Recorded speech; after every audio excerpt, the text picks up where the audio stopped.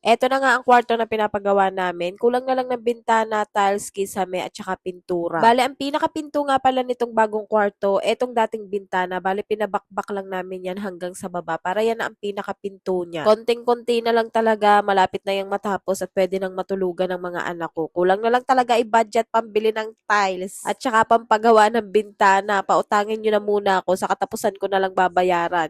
Tapos, eto naman ang kusina namin. May flooring na din yan. Konti na lang din talaga ang kulang, lababo at saka pinakalutuan ko. At basta nagpapagawa ng bahay, bukod sa butas ang bulsa, talaga naman napakagulo din talaga ng bahay at mayat maya din talaga ay linis. Sabi nga ng tito ko, pwede na daw gamitin itong pinakakwarto habang nagagawa sila sa kusina. Kaya ito nilinis ko na nga muna para ilalagay ko na nga muna dito ang mga Durabox namin. Yun nga lang, sobrang gabok talaga naman. Hindi na nawala ang sipon ko sa sobrang gabok dito sa bahay. Tapos eto nga't pinaglalagay ko na nga muna dito sa bagong kwarto ang mga gamit namin at saka ako na nga lang aayusin lahat yan kapag tapos na talaga. Hindi pa kasi pwede matulog doon ang mga anak ko kaya para naman lumuag dito sa sala pati na din sa kwarto namin ay pinaglalagay ko na nga muna doon ang mga ibang gamit. Kagaya na lang nito mga parcel ko na isa din talaga nagpapasikip dito sa salas kaya ayan inorganize ko na muna. At ayan napakadami ko pa din talagang kailangan trabahuhin at inuutay-utay ko talaga yan hanggang sa matapos. Balik na nga ulit tayo dito sa kusina. Ito nga nabakbak na ng mga tiyo ko ang kalahati ng pader dito sa kusina. At siguro naman nahuhulaan nyo na kung anong gagawin namin dyan. Yan lang naman ang nauuso talaga ngayon. Kaya alam ko, alam nyo din kung ano yun. Tapos eto nga mga gamit ko dito at mga abubot dito sa salas, inayos ko na muna at nag-vacuum na talaga ako dahil sobrang alikabok talaga ang sakit sa ilong. Isa talaga to sa problema ko, yung sobrang alikabok dahil bukod sa bahing ako ng bahing, hindi talaga nawawala ang sipon ko. Tapos dito pa naman sa amin, sa umaga, napakainit. Pagdating ng gabi hanggang madaling araw, sobrang lamig. Hindi kasi nagawa ngayon ang mga tiyo ko, kaya ayan, nagkaroon ako ng time sa paglilinis at nalinis ko din talaga ang kwarto namin, pati na din itong sala. Itong cabinet ko dito sa kusina, palagi itong pinapakailaman ng bunso ko. Palagi niyang pinapakailaman yung mga laman yan at ikinakalat niya talaga. Kaya ito naisipan ko na nga bumili ng panglock para hindi na niya yan mabuksan. Bale, ito nabili kong panglock, ididikit lang natin at hindi na natin kailangan pa ng screw dito. Kaya hindi makakasira ng gamit kagaya na lang nitong cabinet. Bale, panglock talaga to sa ref at dito ko na nga lang ginamit dahil ito naman talaga yung palaging nabubuksan ng anak ko. Yung ref naman namin, hindi naman niya yung napapakailaman. Maganda nga ang panglock na to, lalo na kapag maluag na ang pinto ng ref nyo. Habang naglilinis ako sa kwarto, pati na din dito sa salas, ang asawa ko naman sa labas namin naglilinis dahil napakakalat din talaga sa labas. Habang naglilinis nga ako, panay din talaga ang reklamo ko dahil sobrang sakit na talaga ng ilong ko sa sobrang alikabok. Tapos hindi ko pa alam kung ano talagang uunahin ko. Tapos eto nga pala, bumili na ako ng bagong bigasan dahil yung luma namin bigasan 10 kilos lang ang kasya na bigas. Eh yung binibili namin bigas ay 25 kilos na. Kaya ayun, nakakapagtira din talaga kami dito sa sako at hindi talaga maiwasan na madumihan ang nakalagay dito sa sako tapos minsan nababasa pa yung ilalim. Kaya ito naisipan ko na talaga bumili ng bagong bigasan.